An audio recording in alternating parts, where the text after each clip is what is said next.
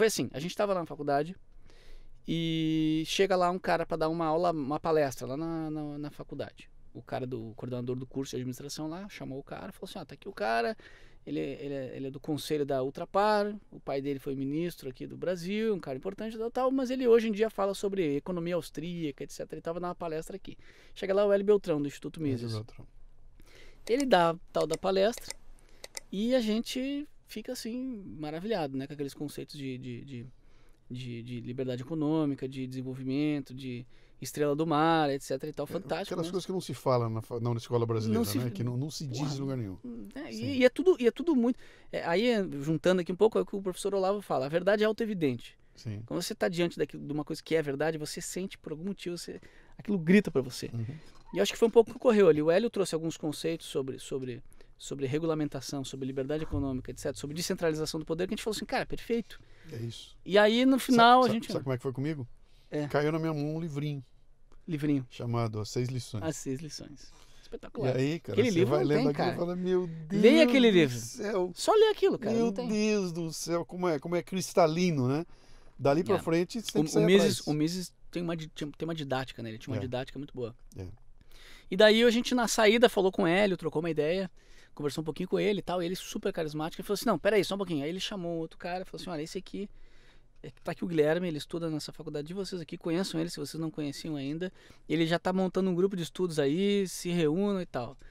E a gente conheceu esse Guilherme Beneza, um querido amigo, um judeu, figuraça, ele tá aí tocando a empresa da família hoje.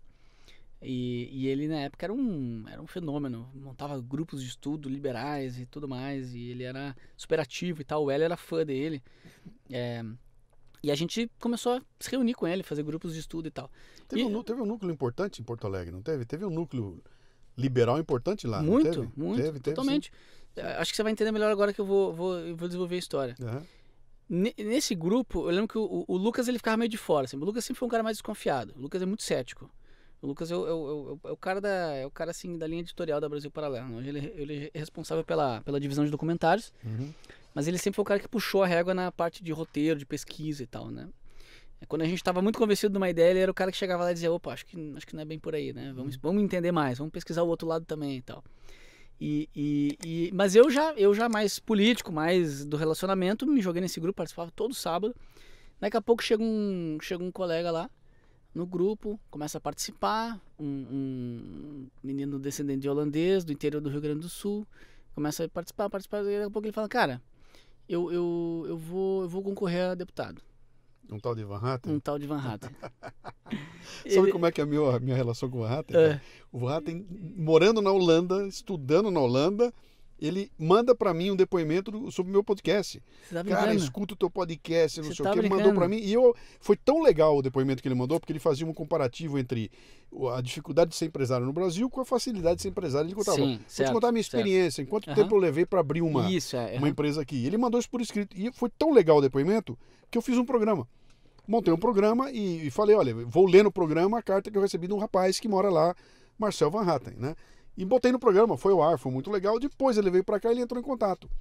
Falou, cara, eu tô aqui e a gente acabou. Quando pintou a ideia de que ele começou a aparecer, aí depois eu retomei lá na frente de contato, acabei trazendo ele aqui, fiz um Leadercast com ele, foi muito legal. Então, isso deve ter sido o quê? Mais ou menos tipo, antes dele concorrer? Isso, ele já era político lá no Sul, né? Já tinha sido. Ele tinha sido vereador. E estava na transição para ir ser deputado. Estadual, inicialmente. Ou tinha vencido, eu não me lembro mais.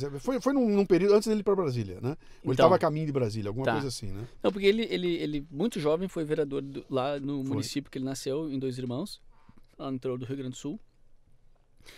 Mas passou anos, ele se formou na faculdade, foi morar fora, fez mestrado fora, abriu uma empresa de tradução. Então, ganhou uma vida fazendo traduções, muito bacana o trabalho dele, sempre foi um bom jornalista, ele sempre foi um bom escritor, assim, né? E daí, quando ele começou a participar desse grupo lá da SPM, ele começou a participar lá, assim, que na época ele tinha um namoro, uma coisa assim, eu não vou expor aqui o Marcel, mas é isso, ele ia lá, acho que talvez mais pela menina do que pelo grupo de estudos, mas era também um cara que chegou, que já tinha um reconhecimento ali no grupo como um cara que entendia mais. Sim. Porque ele já tinha, assim, mestrado fora e ele já tratava desse tema do liberalismo há mais tempo que nós.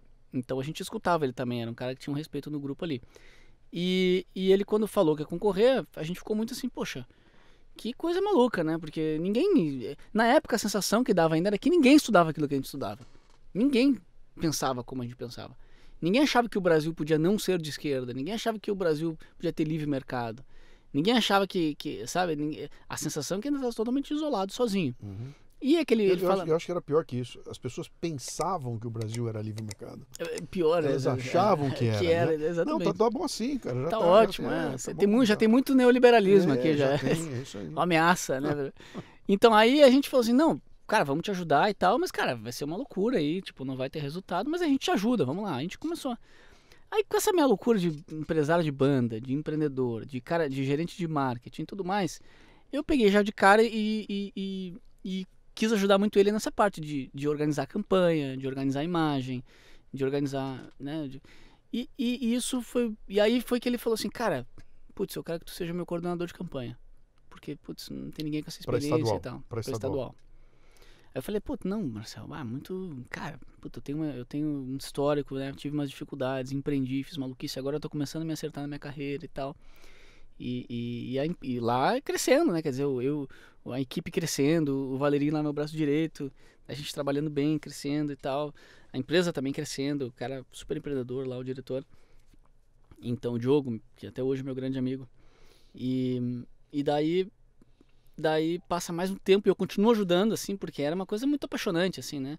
E começou a pegar uma certa atração. Tinha várias pessoas importantes, formadores de opinião lá do Sul, que começaram a apoiar o Marcel. O Marcel sempre foi um cara de muita credibilidade, muitos bons relacionamentos. Ele sempre soube criar bons relacionamentos.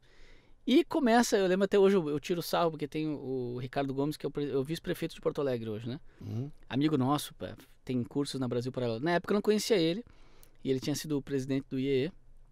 E ele tem uma voz, assim, muito imponente.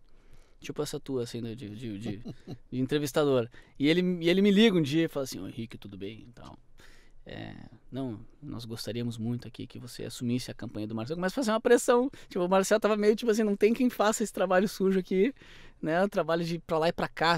Porque, porra, deputado estadual, cara, assim como o federal, você tem que fazer campanha em tudo que é cidadezinha do interior. Na época, a parte da internet ainda era uma aposta, entendeu? Hoje em dia é mais viável você ter uma campanha só com internet. Na época ainda não tinha tido nenhum candidato.